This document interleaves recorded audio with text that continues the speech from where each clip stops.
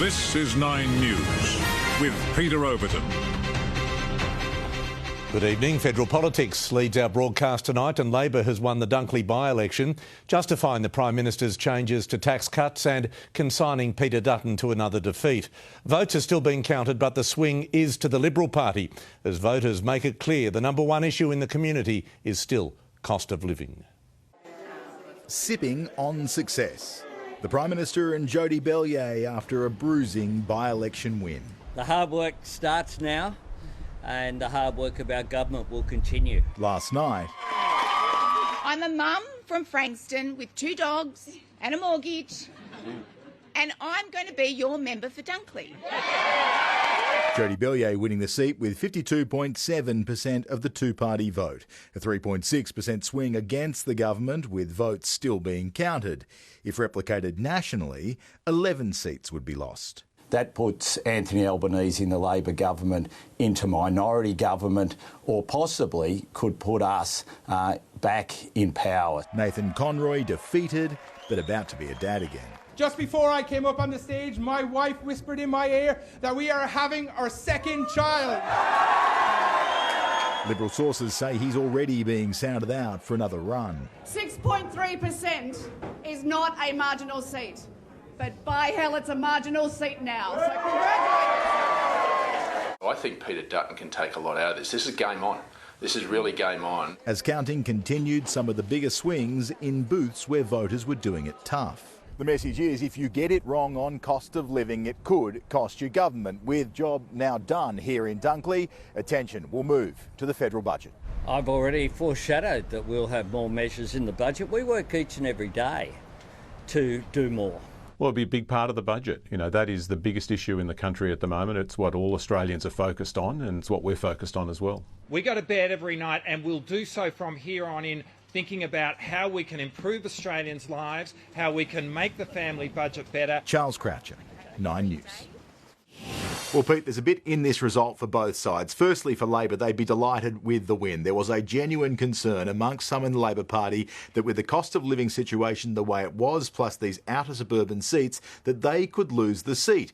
Instead, they've copped a fairly standard swing against the government, and while they've had their knees bloody, they are across the line.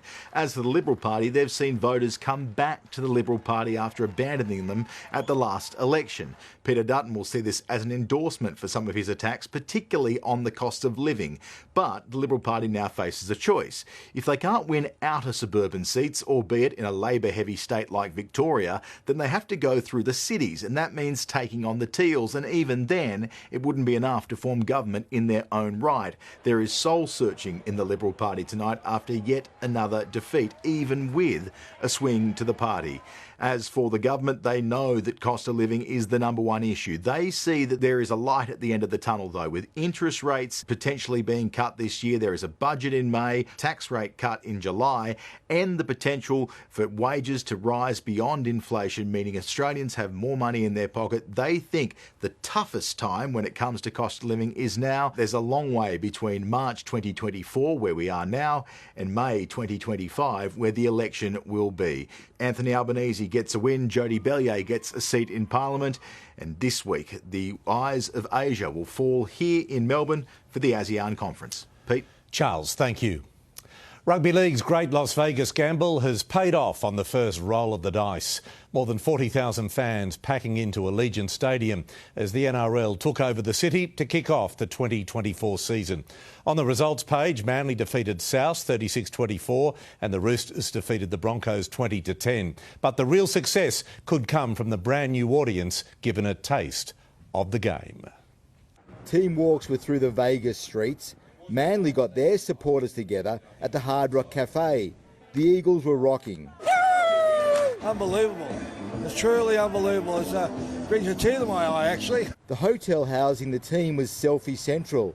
Everyone was there. This town is actually pumping. I reckon there's 30 to 40,000 Australians walking the streets, and I think I've met every single one of them. League fans were in abundance on the strip.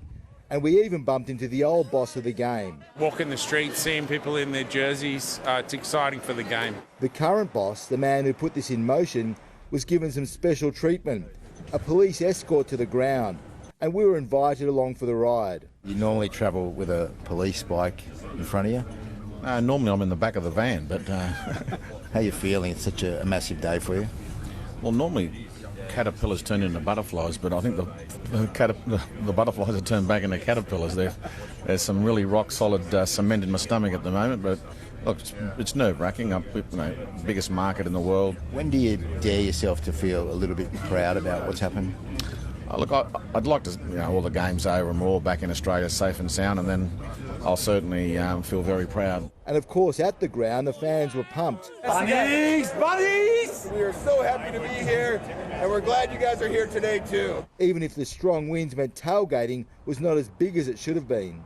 Inside the stadium, Volandis was awestruck, his dream becoming a reality. Quite an experience. Unbelievable experience. It's just, words cannot describe it. And then there were the best seats in the house, the Chairman's Lounge, a special place to view history. It is a dream, there's no doubt about that. It's exceeded all expectation.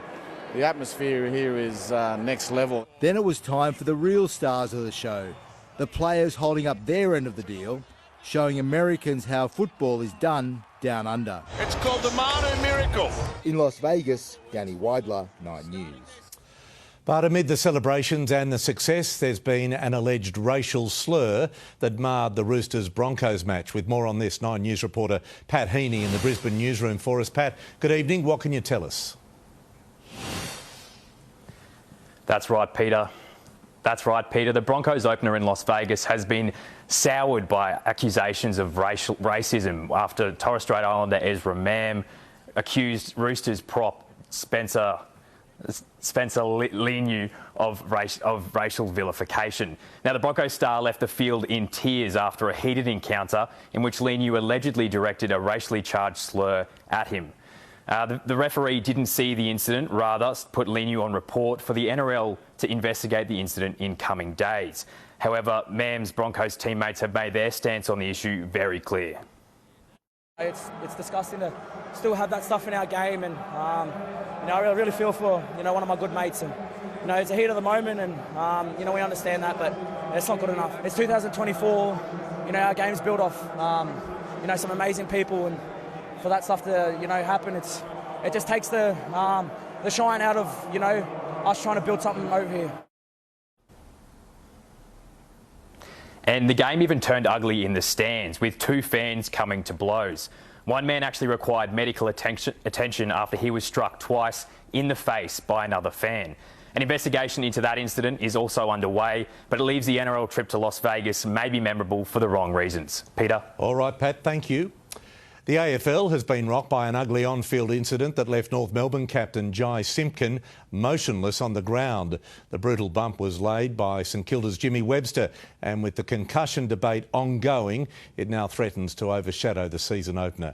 Trent Neese has more for us.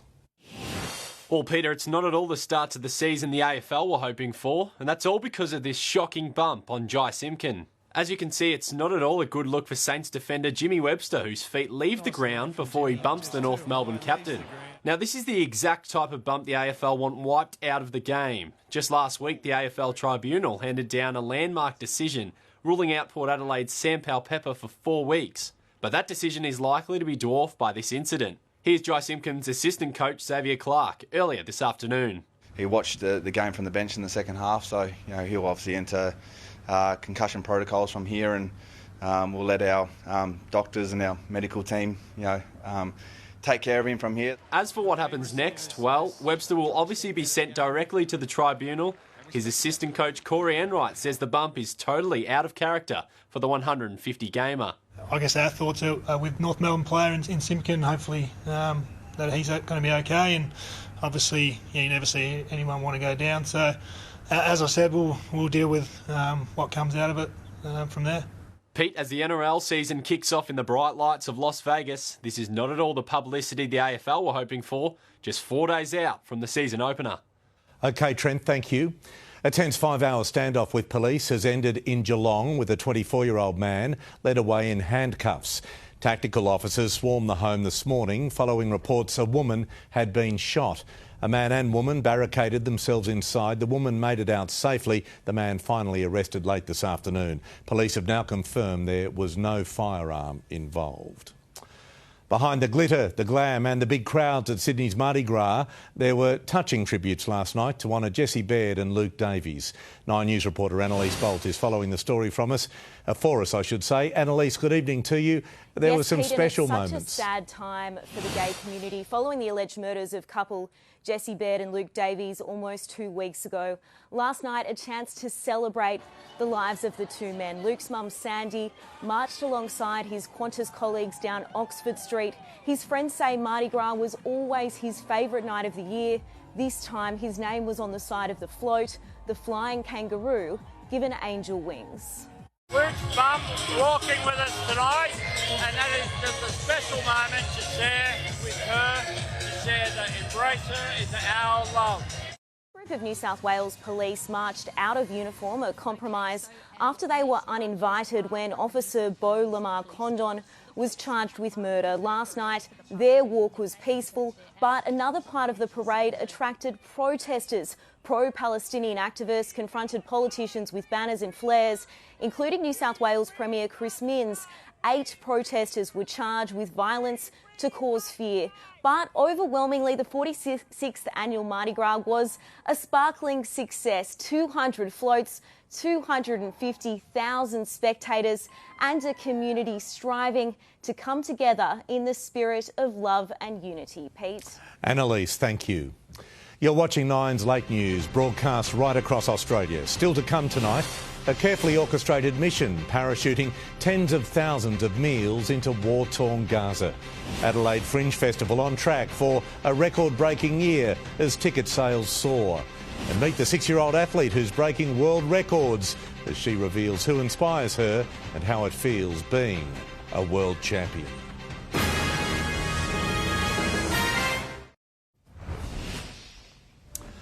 The United States has airdropped food into Gaza for the first time as the humanitarian crisis there worsens. The move is tonight being seen as a last resort by increasingly frustrated US officials, with time running out for a ceasefire deal to be struck. On board a US military aircraft, pallets of humanitarian aid are packed, placed onto tracks and pushed into place. The carefully orchestrated mission begins. 3 C-130 Hercules take off, bound for Gaza. Once high above the enclave, the pallets are released. 66 all up, carrying 38,000 ready-to-eat meals. Parachutes helping guide them towards the coastline. It's the first round of humanitarian airdrops by the US Air Force. On the ground, screams as they pass overhead. More drops will follow. It's welcomed, but it doesn't come close to what's needed. The UN says a quarter of Gaza's 2.3 million people are starving. At least 115 now confirmed dead when crowds swarmed trucks on Thursday. Israeli forces have been accused of opening fire. These events cannot be allowed to go on. We need to have safe, secure passage throughout Gaza. Despite the airdrops, air strikes continue. Many killed and dozens injured in Rafah, according to Gaza's health ministry. The area surrounding the Emirati hospital was targeted, this man says. Pressure for a ceasefire agreement ahead of Ramadan beginning on March 10th grows by the day. It's understood the framework for a 6-week ceasefire has been accepted, but sticking points remain. We're still working real hard at it, not there yet. What is the biggest holdup right now? I'm not going to tell you that because that would get involved in the negotiations. Israeli War Cabinet Minister Benny Gantz heading to the US and then the UK for high-level meetings as the situation becomes more desperate. Some Israeli media reporting Prime Minister Benjamin Netanyahu didn't know beforehand. In London, Edward Godfrey, 9 News. An apartment block in the Russian city of St Petersburg has been damaged and 6 people injured by what local media say was a drone attack. Several people were killed in the Ukrainian city of Odessa when debris from a Russian drone struck a building. Alexei Navalny's gravesite in Moscow has been transformed into a shrine of flowers, with mourners queuing to pay tribute to the late Russian opposition leader. Thousands risked arrest, lining the streets for his funeral in one of the largest recent displays of dissent in the country. Former US President Donald Trump has won the Missouri and Idaho primaries for the 2024 Republican presidential nomination.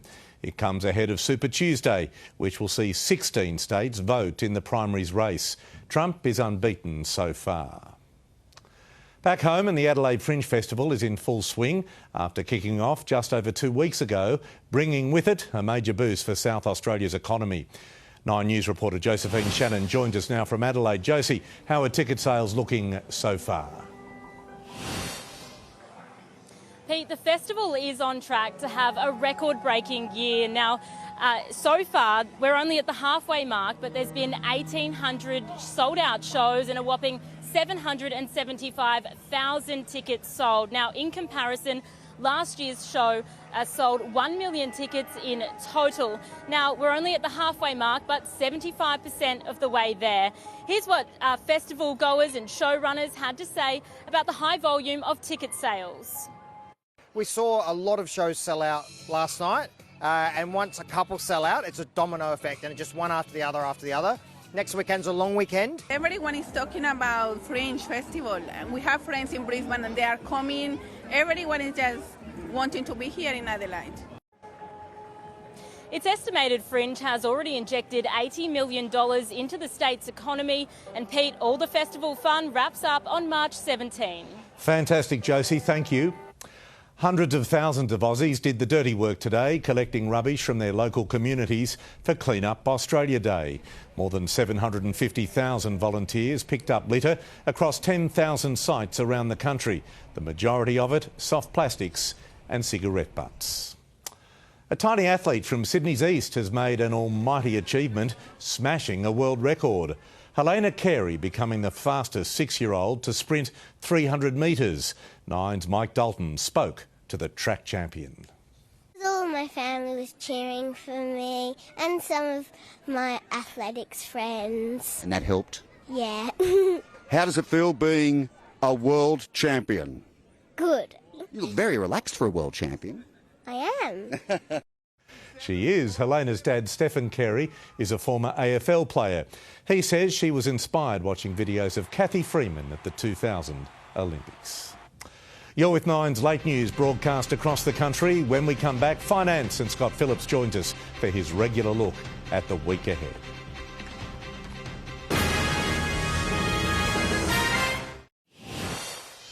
Here to talk all things finance, we're joined by money man Scott Phillips, Chief Investment Officer from the Motley Fool. Evening, Scott. We've been given an insight into our spending habits and the way they've changed since the pandemic. How are we spending our money? Peter, good evening. That's a great question. The numbers are really fascinating, mate. Possibly the biggest one. Food and beverage spending has increased 20% as a share of household income since before the pandemic. So maybe that's eating more at home. Maybe our spending hasn't changed all that much, but we are spending more at eating food at home. I guess, again, probably the impact of inflation making people do more home cooking. The other thing we see is a massive reduction, about a 28-29% fall in spending on tobacco. Hopefully that means fewer people smoking. Hopefully that's also better for the nation's health. OK, GDP figures out this week. What can we expect? So hopefully a positive number is the first thing I'll say, Pete. The last time we got the numbers for the September quarter, growth was only 0.2% for that quarter, very, very close to neutral. We are expecting a number roughly the same, 0.2% again for the December quarter is economists' expectations. The other thing that's important about this, though, is 2 of those in a row really brings down the national growth rate. This time 3 months ago, the economy was growing at 2.1%. If we do get the expected quarterly number, the Australian economy will be growing at only 1.5% over the last 12 months. In the context of recent inflation data and retail sales figures, Scott, how do you think the Reserve Bank will react to this information for its next rates decision? Yeah, that's actually perfectly phrased, Peter, perfectly couched, because it is those 3 big pieces of information. We know how important inflation and retail sales have been. Inflation coming down a bit, but stable month on month. Retail sales bouncing back in January, but still pretty ordinary. And gross domestic product or economic output, GDP, pretty flat. Realistically, unless the RBA sees some devil in the detail, there seems no reason for an increase. I'd also think it's probably too soon for a decrease, given inflation's roughly stalling at that 3.4% monthly number. OK, to wrap us up, what can we expect when our market opens tomorrow? Hopefully some good news. Friday night on Wall Street was a good one. The market was up 0.8% there. We'll get most of that gain here in Australia if the futures are correct. We're looking for a jump of about 0.6%. Terrific, Scott. Scott Phillips from the Motley Fool. As always, thanks for joining us on the Late News. My pleasure. Thank you, Peter. And when we come back, I'll have the weather outlook for you.